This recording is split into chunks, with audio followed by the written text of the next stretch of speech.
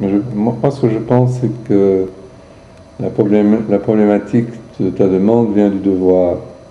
C'est-à-dire que tu ne demandes pas, tu les culpabilises déjà avant même qu'ils agissent. Il y a un côté très christique, en fait,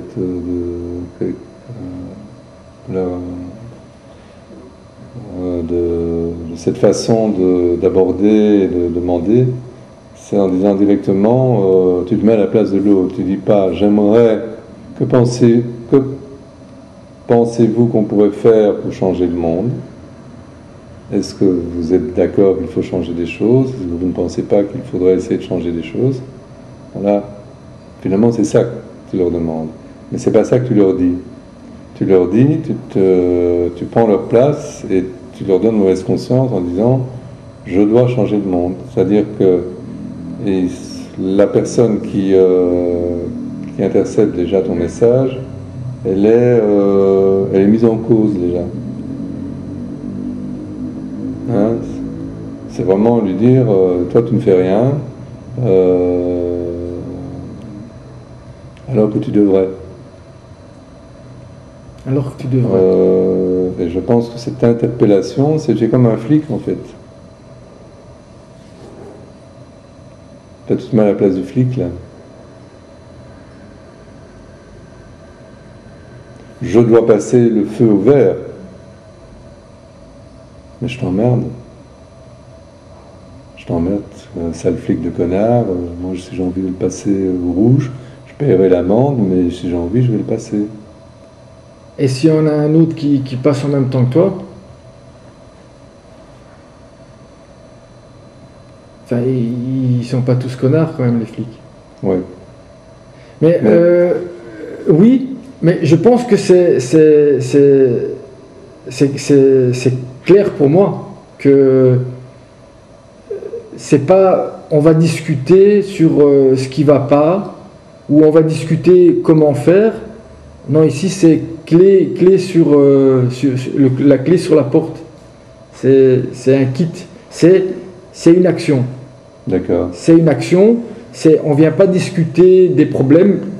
Chacun sait qu'il y a au moins une raison de vouloir changer quelque chose.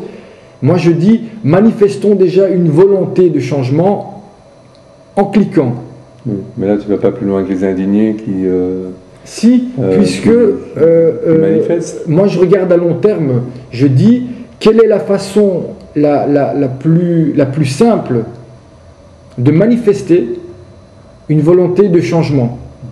La manière la plus rapide pour que cette manifestation soit visible. Et après, une fois qu'il y a une visibilité, c'est-à-dire une certaine... à ce moment-là, on peut discuter ensemble, quand il y a une certaine visibilité, de quel type d'action, sans se mettre en position de danger, juste en faisant fonctionner son intelligence, comment on peut, d'une certaine manière, dire qu'on n'est pas d'accord avec certaines choses.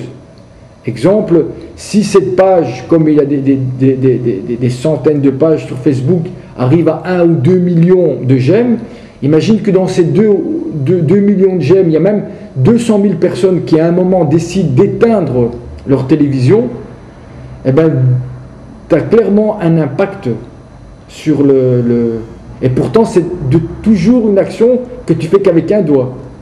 Oui, mais toi, tu leur dis entrer dans le club, et bon, c'est vrai que Mais quel que soit... Tu as une bonne parole sur le site, tu parles de l'amour, tu parles de l'échange, tu parles enfin il y a effectivement des choses qui sont positives, mais quand tu leur dis prenez la clé, ouvrez la porte, mais ils ne savent pas où ils vont là.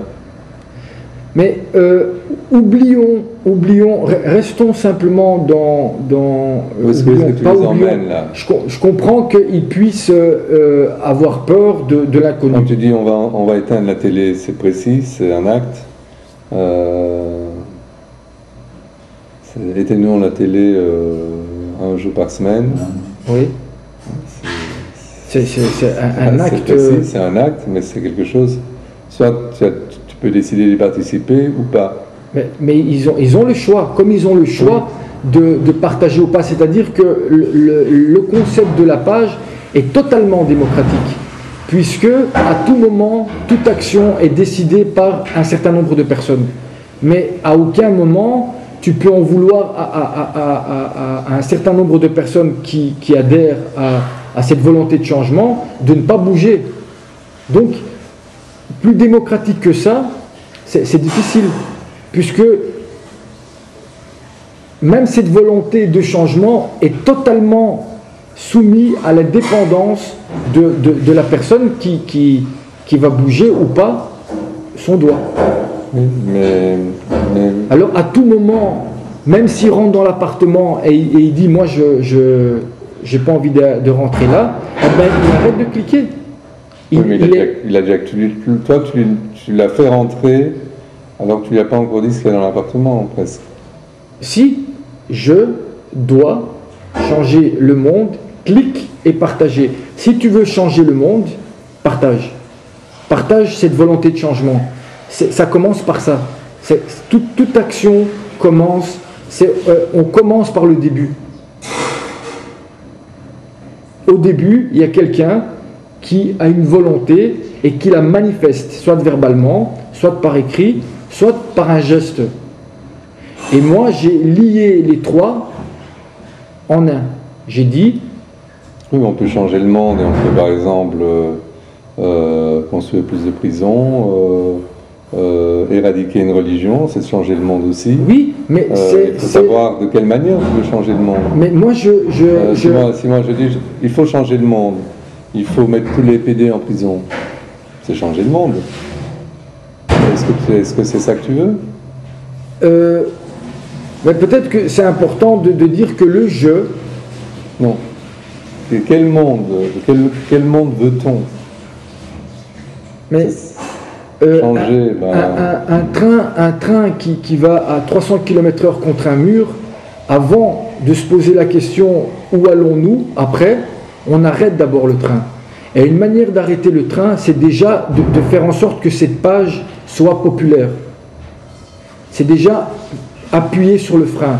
Après, moi, je suis personne pour dire s'il faut enfermer les homosexuels ou s'il faut enfermer les hétérosexuels. C'est les gens qui sont déjà d'accord d'arrêter le train, qui après, mais avec des méthodes qui ressemblent à la page, qui sont plus démocratiques, puisque si là, les gens appuient sur le clic, ils freinent. Et c'est eux qui vont décider d'arrêter ce train ou pas. Après, la suite, c'est pas moi qui va la décider. Moi, je suis personne pour décider ça. Alors, ça mène à tous les excès? Non, à aucun excès. Ça renvoie simplement dans le monde, une manifestation d'un certain nombre de personnes qui disent il faut arrêter ce train, c'est tout. Parce que comme ça, on va droit dans le mur, et donc, et une fois qu'on sera arrêté, il faudra changer les choses. Alors maintenant, qui va les décider? C'est pas à moi de le décider, c'est aux gens après s'être arrêtés. Mais voilà. Alors les gens, ils ont peut-être peur de ça. Et si on s'arrête, qu'est-ce qui va se passer après? Ça, je peux comprendre que ça puisse les faire flipper, de se dire là maintenant j'ai quand même un appartement, même si c'est de la bouffe de merde d'une certaine manière, parce qu'il n'y a pas que de la bouffe de merde, mais je mange. Mais si on arrête tout, qu'est-ce qui va se passer? Il n'y aura peut-être plus à manger. Donc il y a quand même oui, il y a quand même quelque chose qui là je comprends que ça puisse leur faire peur, mais on n'en est pas encore là. Là, même si le projet fonctionne très bien, qu'est-ce qui va se passer? Il va se passer simplement qu'à un moment, les médias classiques ne pourront plus faire semblant qu'il n'existe pas au sein de la population des gens qui veulent arrêter ce train et changer la trajectoire. Ils ne pourront plus faire semblant que ça n'existe pas.